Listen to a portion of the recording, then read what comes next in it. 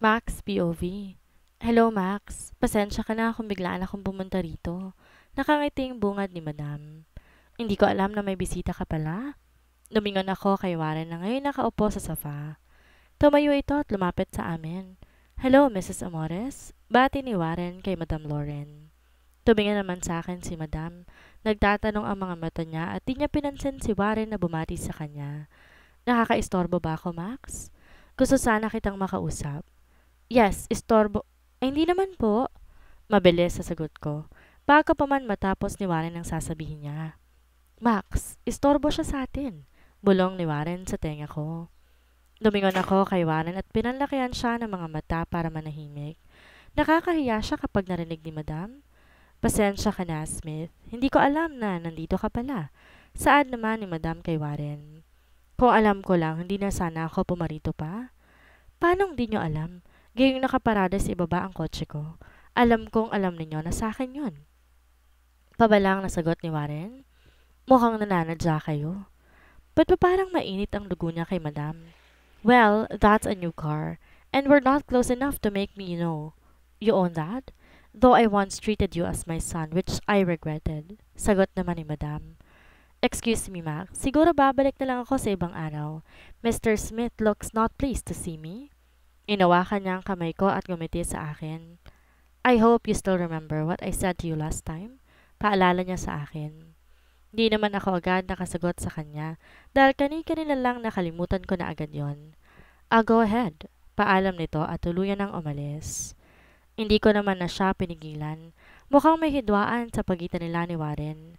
Ayaw nila sa isa't isa, ramdam ko yon. Sinarado ko ang pinto at sumandal ako sa likod noon. Pinag-cross ko ang mga braso ko at tumingin kay Warren. Hindi mo nabanggit sa akin na close pala kayong dalawa ni Amores? Anito? Dapat ba sinabi ko sa'yo? Nakatikwas ang kilay na tanong ko sa kanya. Anong meron? Bakit ganun ang inasal mo? Hindi mo ba nakita? Ayaw niya sa akin. Sumimangot ito. Bakit nga ba? Don't mind her. Ganun talaga kapag tumatanda na. Lumiliit ang pasensya at nagiging OA na. Baliwalang saan ito pero kita ko ang bahagyang paglukot ng mukha niya. Paano kayo nagkakilala? Muling tanong ko. Mahabang kwento. Maboboard ka lang kapag kinuwento ko pa sa'yo. Sabi niya, minsan ka raw niyang tinuring na anak. Magkamag-anak ba kayo? Tanong kong muli. Almost, tipid na sagot ni Warren. Anong ibig mong sabihin? Bakit hindi na lang niya sabihin ng diretsyo? Parang ayaw pa niyang magbigay ng detalye. Max, stop asking about her. We should talk about us. Sagot niya sa akin at lumapit sa akin. Nanlaki ang mga mata ko nang mabilis siyang nakalapit sa akin at buhatin ako at isampay sa balikat niya. Warren, ibaba mo ako. Sigaw ko sa kanya pero pinalo lang niya ang pang-upo ko. Kinawagwag ko ang paa ko at pinalo siya sa likod. Naupo siya sa sofa habang ako naman nakaupo sa kandungan niya. Sinubukan kong tumayo pero pinigilan niya ako. Let's go to our topic. You kissed me back, Max. It means you are mine now. Malaki ang ngising saan nito. Pilit naman akong kumakawala sa kanya. Tigilan mo ko, hindi ko sinasadya yun. Nagulat lang ako kaya hinalikan kita. Baka kasi mapahiya ka kapag hindi ako humalik pabalik. Huwag kang umiti para kang tanga. Naaasar na wika ko sa kanya. Pero hindi mawala ang ngiti sa mga labi nito. Max, we have a deal. Hindi pa ako tapos magsalita, nanunuka ka na. Kaya anong deal? Masungit na saad ko sa kanya. Pumayag ba ako? Para desisyon ka. Should we repeat it? Okay, ulitin natin. Kapag hinalikan kita at tumugon ka, ibig sabihin, papayag kang ligawan kita. Seryosong saan nito? Napatitig ako sa mukha niya. Mukha talaga siyang seryoso. Pero sumasagi sa isip ko ang sinabi ni Madam. Ang sabi niya sa akin, wag daw akong iibig kay Warren. Hindi ko alam kung bakit pinagbabawalan niya ako. Wala akong maisip na posibleng dahilan para pagbawalan niya ako ma-in love kay Warren. Basta ang alam ko lang, ayaw niya kay Warren. At kanina nga nagkaharap sila, ramdam ko may malamig na pader sa pagitan nila. Hindi ko rin alam kung anong pinunta ni Madam dahil nang makita niya si Warren, parang biglang nagbago ang mood niya. Stop staring, Max. Sabihin mo na lang kung gusto mo rin ako para tayo na. Matalim akong tumingin sa kanya. At siyang masyado. Ayoko. Tumayo ako at sa hindi niya na ako napigilan pa. Kung ano mang iniisip mo, ayoko, itigil na natin to. Salamat sa pagsulpot ni Madam, bigla akong natauhan. Masyado na kasi ako nagpapatangay kay Warren, kaya nawawala ako sa tamang pag-iisip ko. Hindi dapat ganon. Sayang naman ang matagal na panahong pag-aangas-angasan ko kung bibigay ako agad dahil lang gwapong nasa harapan ko. Max, Warren, naguguluhan ako. Pwede bang bigyan mo ako ng oras para mag-isip? Kasi kasasabi mo lang na gusto mo ako tapos ngayon gusto mo maging tayo na. Bakit ka ba nagmamadali? Bakit mo ginugulong isip ko? Okay naman tayo dati bakit biglang ganito? Naguguluhang saad ko. Masyado akong nadala ng halik namin kanina, kaya hindi ako nakapag-isip ng maayos pero ngayon hindi na. Max, gusto kita. Anong mahirap dun? Tanong niya na para bang napakadali ng nais niyang sabihin. Warren, hinawakan ko ang noo ko. Naguguluhan ako.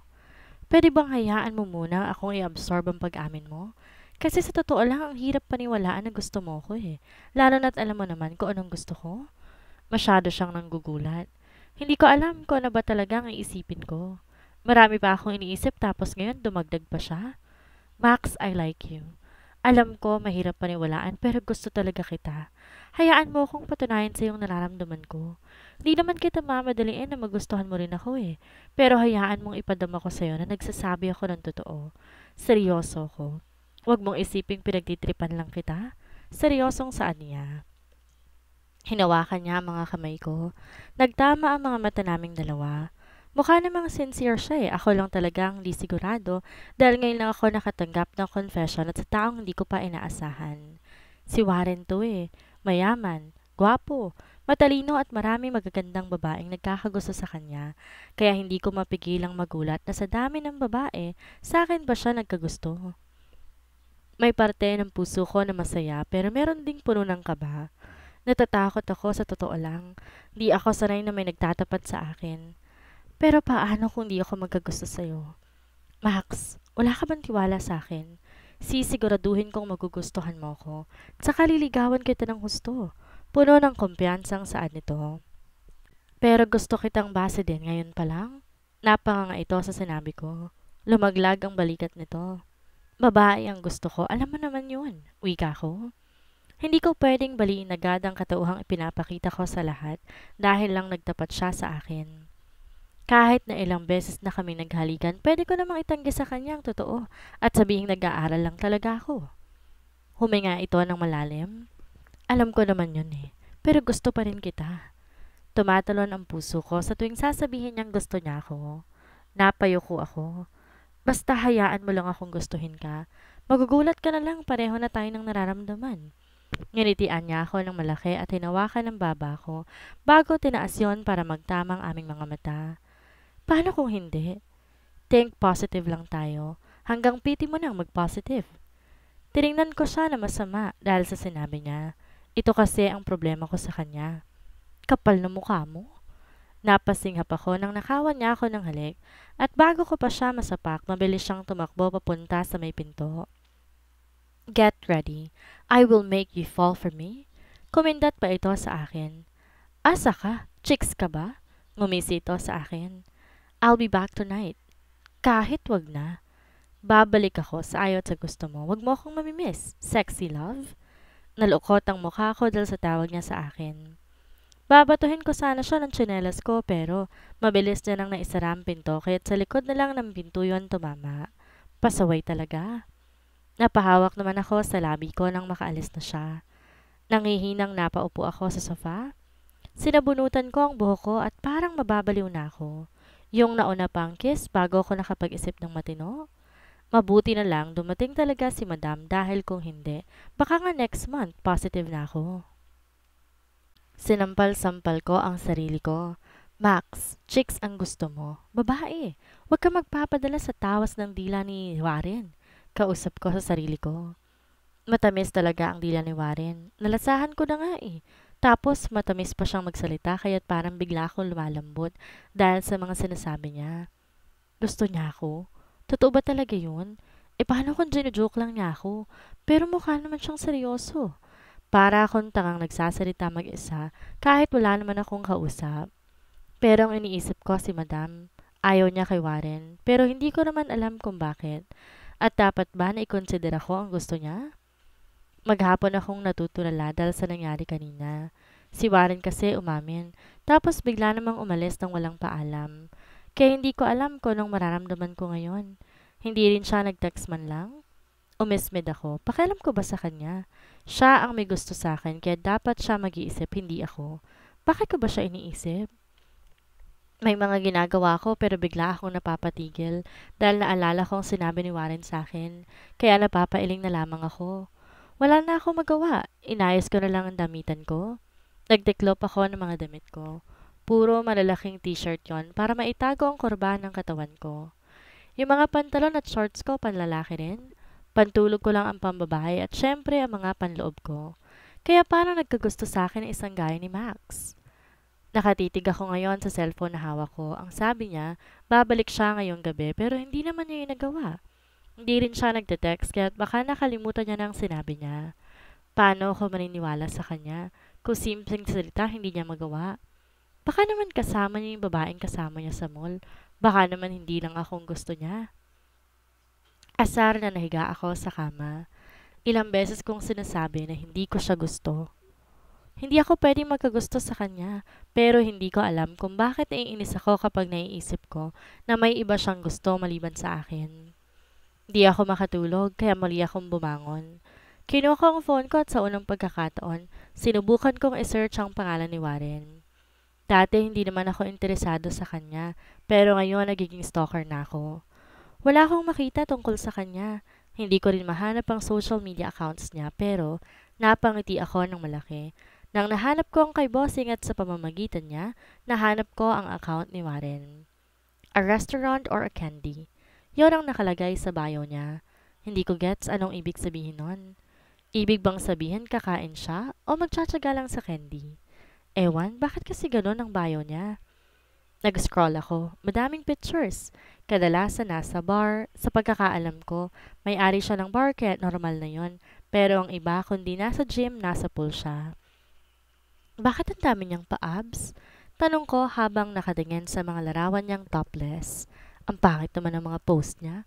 Puro siya lang o kaya alak naman. Patuloy ako sa pag-i-scroll hanggang sa hindi ko namalayan, nakarating ako sa mga post niya ilang taon ang nakakalipas. Madalang lang siyang mag-post dati tapos kasama pa niya sina Bossing hanggang sa makarating ako hanggang dulo. Napatitig ako sa huling larawan. Baby footsteps iyon at sa caption may nakalagay na coming soon. Monday at unang araw ko sa trabaho kaya maaga akong gumising at gumayak para pumasok. Sa akin na siya sasabay, mauna ka na lang sa trabaho. Bungad sa akin ni Bossing nang makarating na ako sa bahay nila at ibigay niya sa akin ang susi. Tumango na lang ako sa kanya. Hindi ko gets na kinuha niya akong driver pagkatapos sa kanya rin pala niya isasabay si Miss G. Dahil assistant din ako ni Miss G, pumapasok pa rin ako sa galyado. Max? Napalingon ako sa tumawag sa pangalan ko. Si Cecil, agad siyang lumapit sa akin. Pinindot ko ang kinahawa ko para mag-lock ang pinto ng kotse. Huwag mong sabihin kaya ilang araw kang di pumapasok, dahil mayaman ka na. Anong mayaman? Kay bossing to, no? Ako na ang bagong driver at assistant ni Miss G. May pagmamalaki sa boses na saad ko. Talaga? Ibig sabihin pala, promoted ka. Kaya pala kinausap ni Sir Warren ng head natin. Congrats kasi wala na akong katsikahan sa locker room kapag break. Nakangusong saad nito. Hinila ko na siya papasok. Mamaya, sa kakachika niya, malate pa ako. Pagdating ko ay sa opisina ko ni Miss G nagpunta. Di ko alam kung anong gagawin ko kaya naupo na lang muna ako sa isang upuan. Sa totoo lang, hindi ko alam kung anong gagawin ko bilang assistant niya. Wala naman akong matinong instruction na ibinigay sa akin si Bossing. Actually, hindi ko rin alam kung ano bang ipapagawa ko sa'yo. Ang alam ko lang driver kita. Siguro magpapadala na lang ako ng isa pang table dito sa tabi ko para may pwesto ka. Tapos tuturuan kita ng ibang mga ginagawa ko pero wag kang mag-alala. More on printing at filing lang. Mabilis na saan ni Miss J. Mabait talaga siya. Hindi lang siya palangiti kaya iniisip ng iba na masungit siya. Nagpalagay nga ng panibagong table si Miss G. Kaya may pwesto na ako sa katabi niya. May computer na rin ako. Madali ang naging trabaho ko, lalo na't magaling magturo si Miss G. Ako ang nagpiprint sa ibang ginagawa niya at minsan nag-aayos ng mga papeles para i-organize yon. Gusto ko nga kapag tinuturuan niya ako dahil may nalalaman ako. Then minsan umaalis si Miss G para pumunta, kaya ako ang driver niya. Masyado nga namang busy ang CEO para ipagmaneho pa siya, kaya kahit pumunta si Miss G at ako ang kasama niya, ngunit kapag umaga, si Bossing na ang kasama niya. Sa loob ng 2 araw, nasanay na ako sa trabaho ko. Mas madali siya kaysa dati kong trabaho na kailangan talaga ng physical energy para maglinis minsan ng mga comfort room. Tapos mabait pa si Miss G kasi masarap magtrabaho. Si Warren naman hindi ko nakikita mula nang pumasok ako. Hindi siya nagpapakita sa akin pero ang dami niya mga chats na hindi ko naman sinasagot. Puro pangungumusta lang naman. Sabi niya babalik siya ng gabi. Pero 2 araw nung nakakaraan, hindi pa rin siya nagpapakita sa akin. Busy rin ako sa trabaho kaya nakakalimutan ko ang sinabi niya. Bahala siya sa buhay niya. Kahatid ko lang kay Miss G sa bahay nila dahil may meeting pa si Bossing. Paalis sana ako para umuwi na may matanggap akong mensahe. Bugok. Max? Bugok. Hindi mo ba ako na-miss? Bugok. Bakit di ka nagre-reply? Bugok. Sexy love. Bugok. I am sorry, I was just busy. Bugok. Ang hirap naman ng LDR. Napakunot ang noo ko sa nabasa. LDR? Bakit kami ba para sabihin niyang LDR kami? Grabe rin ang pagka-assuming ng lalaking to.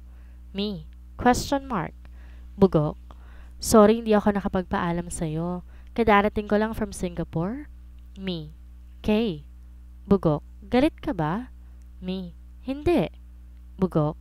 Max, nakakatakot ang tuldok mo. Hindi na ako nag-reply sa kanya at umuwi na ako.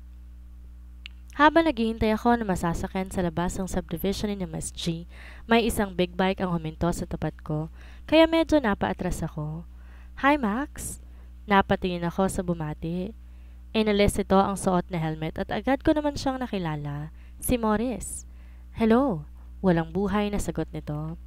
Sakay na, ihahatid na kita. Pagmamagandang loob niya sa akin. Hindi na, magja-jeep na lang ako, tanggi ko. Di naman kami close para sumama ako sa kanya.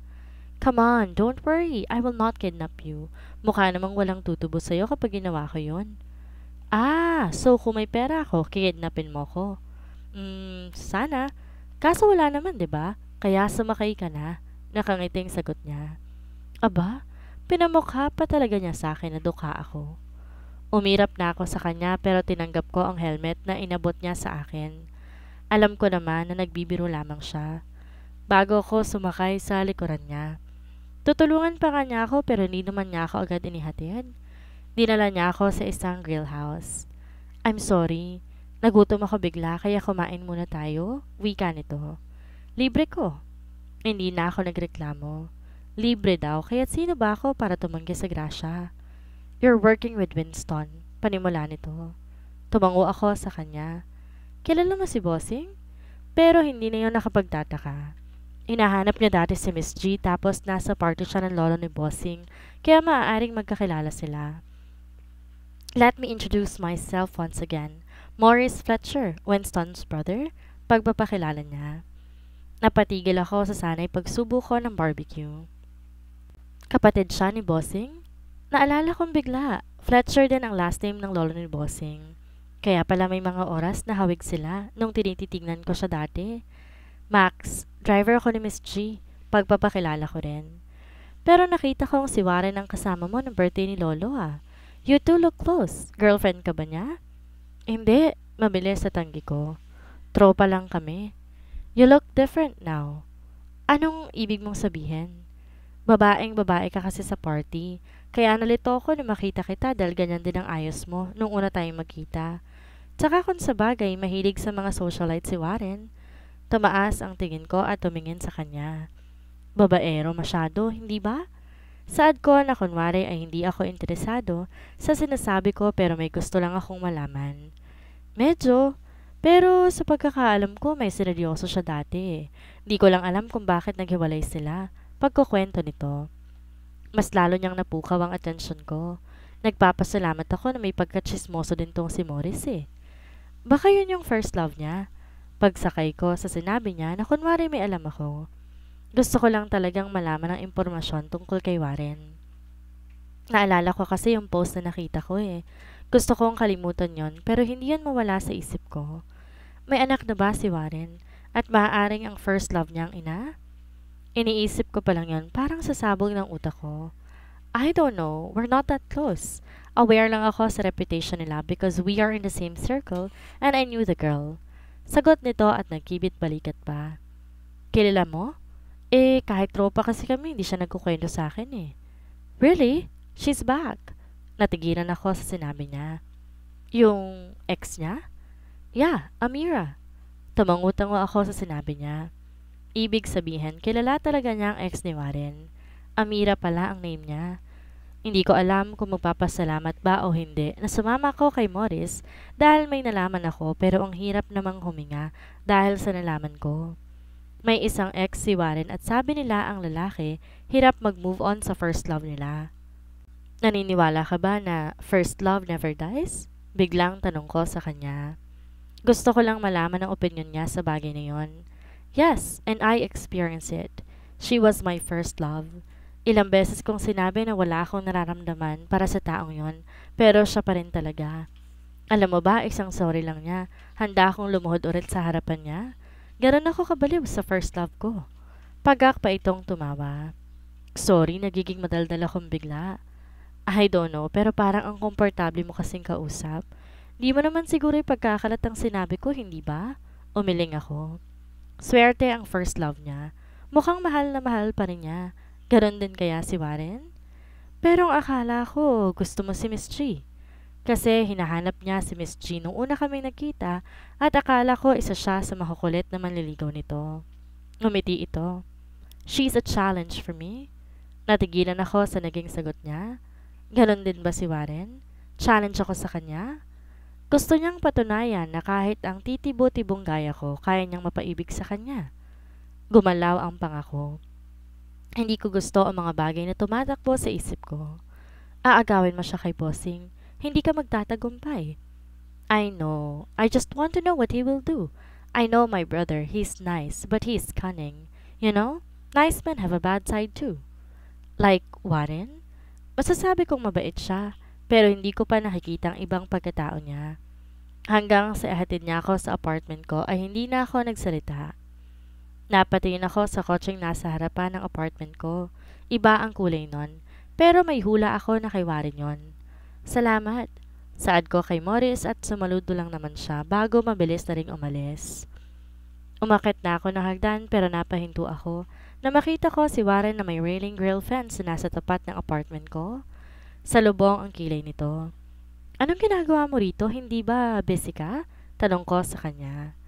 Bakit hindi ka na lang tumawag sa akin kung wala palang maghahatid sa'yo pa uwi? Sino yun? Tanong niya. Maaaring hindi niya nakilala si Morris dahil naka-helmet ito. Busy ka, hindi ba? Muling tanong ko. Di niya sinasagot ang tanong ko kaya bakit ko sasagutin ang kanya? Napatingin ako sa paper bag sa dala niya. Ang sabi niya kakarating pa lang niya galing Singapore. Ibig bang sabihin dito siya sa apartment ko dumiretso? Pumasok ako sa apartment ko at nakasunod naman siya sa akin. Max, are you mad? Tanong niya na makapasok na kami sa loob. Nilagay niya sa ibabaw ng table ang dala niya. Hindi. Then, why are you cold? Hindi ko alam ang sinasabi mo. I'm sorry kung hindi agad ako nakabalik. Biglaan lang na kailangan kong umalis dahil nagkaproblema sa negosyo. Agad nga akong bumalik after ng trabaho ko eh. Stress na paliwanag nito. Di mo naman kailangan magpaalam eh. Tropa lang naman tayo. Max, I already told you na gusto kita. Why are you being like this? Okay naman tayo nung umalis ako ah. Tell me, what happened? May nangyari ba nung wala ako? Halatang frustrated na siya pero pinipilit niyang maging kalmado at hindi tumaas ang boses habang kausap ako. Wala naman. Walang nangyari. May nalaman lang ako na hindi ko alam kung paano ko itatanong sa kanya. Huwag mong sabihing wala dahil ramdam kong meron. Giit nito. Sinalubong ko ang mata niya. Mukhang pagod pa siya. Gusto mo ba talaga ako o challenge lang ako para sa'yo? Kasi tomboy ako at pag nagkagusto ako sa'yo, napakalaking dagdag nun sa ego mo bilang lalaki. Nakita kong natigilan siya sa tanong ko. Napatitig siya sa akin. Pero bago pa man niya sagutin ang tanong ko, may tumawag na sa kanya. Max, hindi ko sagutin mo na. Mukhang importante. Tukoy ko sa tumatawag sa kanya dahil patuloy ang pagtunog noon. Napipilitan naman siyang sinagot ang tawag. Yes, sagot niya sa tawag. Kumunot ang noon niya. What? Okay, I will be there. Bumaling siya na ibaba ang tawag. I need to go but I will be back. We still need to talk. Bye. Saad nito at nagmamadaling umalis. Sinabi na rin niya yon kaya gusto kong malaman kung gagawin ba talaga niya ngayon. Babalik din ba siya maya-maya? Pero mukhang nagmamadali siya kaya baka hindi na rin siya makabalik. Napangiti na lang ako ng mapait. Tiningnan ko ang laman ng dala niya, mga chocolates yon. Kumuha ako ng isa para kainin kasi nakakapagpagod mo daw iyon. Kumagat ako ng malaki pero nalukot ang mukha ko. Masyadong matamis pero naubos ko na ang binuksan ko, ngunit bad trip pa rin ako. Sa mga nalalaman ko tungkol kay Warren, hindi ko alam alin ang paniniwalaan ko. Gusto ko magtanong pero natatakot ako sa magiging sagot niya. Isa pa kapag ginawa ko yon, baka hindi ko na mapanindigan ang pagkataong pinili ko. Aminado naman akong natitibag na niya ang pader na inilagay ko pero natatakot pa rin ako.